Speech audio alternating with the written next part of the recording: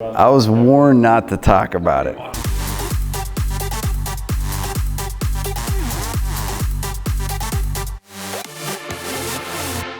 You know, I started at 20 years old, out of my bedroom with $4,000 in my bank account, and I didn't have a backer.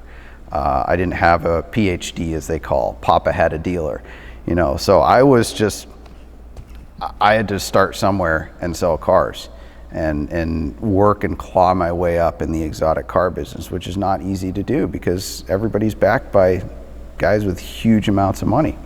But I got an email one time from a broker that I deal with quite often, and he was looking for a Porsche 993 GT2. And he said, "Hey, do you know of one of these?" I said, "Yeah, I might." So I emailed one of my collector clients. I said, "Hey, do you have one of these I could have?" He goes, "Well, I have 3 of them actually. And here's the 2 that are for sale." And one of them fit the bill.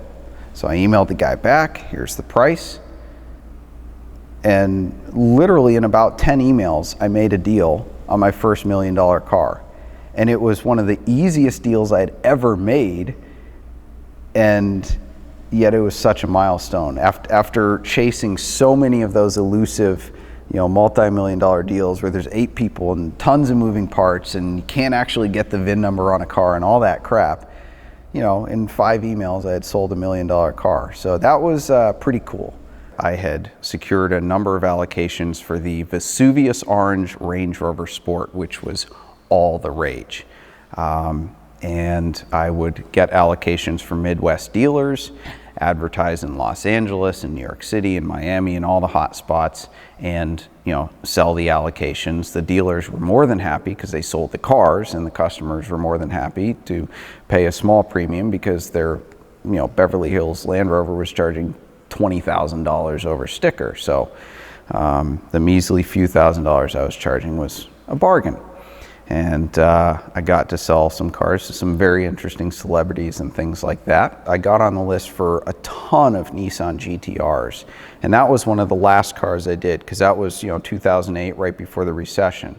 And Nissan dealers were, of course, they were just happy to sell a car, you know, whatever. We've got this $80,000 car. Well, at the time it was way less than that. They got this expensive car in that they get one of. They don't know what to do with it, so they're happy to sell it to me. And so I was, you know, selling a ton of those. But I really came into my stride with the GT3s. And I had secured over a dozen allocations, number 1 slots at sticker for the GT3 RS, which at the time was impossible. I mean, they made about 400 for the US, and, you know, most guys didn't get one. But I thought ahead and placed all the deposits and had contracts written in stone and all that. So the first one I sold for a whopping $40,000 over sticker. Those were the heydays, you know, where I could literally put out no money and make a bunch of money for flipping an allocation. But not only do certain forum junkies see it as a moral evil, but also Porsche sees it as just the worst possible crime ever. So they started contacting the dealers because they all got together and said, "Who's this Doug person who has, you know, 15 GT3 RSs on order, and how?" So they had some corporate meeting in New York and decided that they were going to shut me down. And so they started contacting these dealers and said, "Hey, if you sell that car to Doug, we will pull your franchise." They were threatening dealers to pull their Porsche franchise if they sold me a car.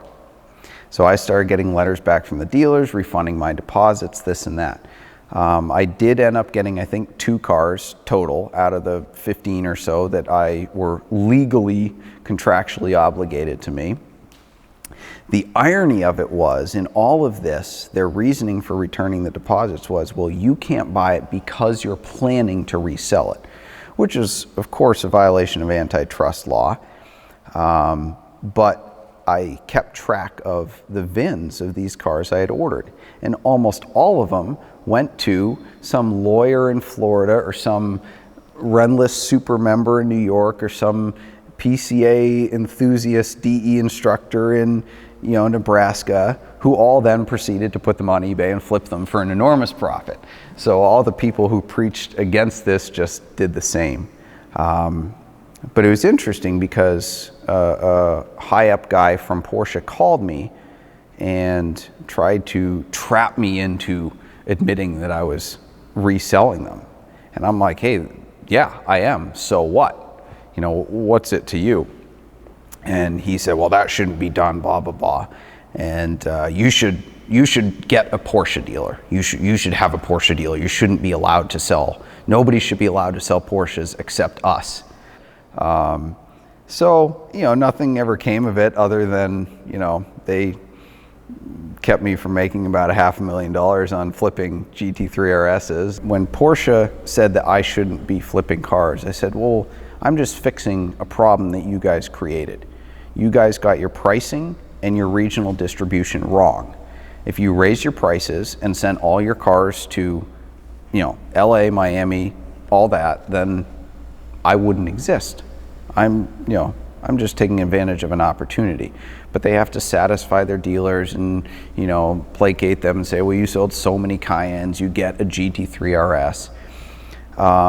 So they haven't necessarily changed that, but what they've done is introduced stiff penalties to all these dealers saying, well, if you sell outside of your region, we're just going to fine you $5,000.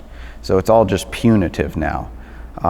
Or like in Porsche's case, they introduced the 918 VIP program where you have to buy $1 million car and then you get first rights to any GT car. And if you sell that car within 6 months, you get booted out of the program. So of course guys just waited for 6 months and 1 day and then flipped them anyway. And all Porsche did was turn their best VIP customers into opportunists. So they took people like me out of the picture and just put other people into the picture. And it's supply and demand. There's always going to be a way around the system. As a luxury and exotic brand dealer, you know the challenge of putting the right price tag on perfection. Ritz Garage places you directly in touch with our qualified network of new and used dealers with no auction fees. Ritz Garage. Premium cars, premium dealers without premium fees.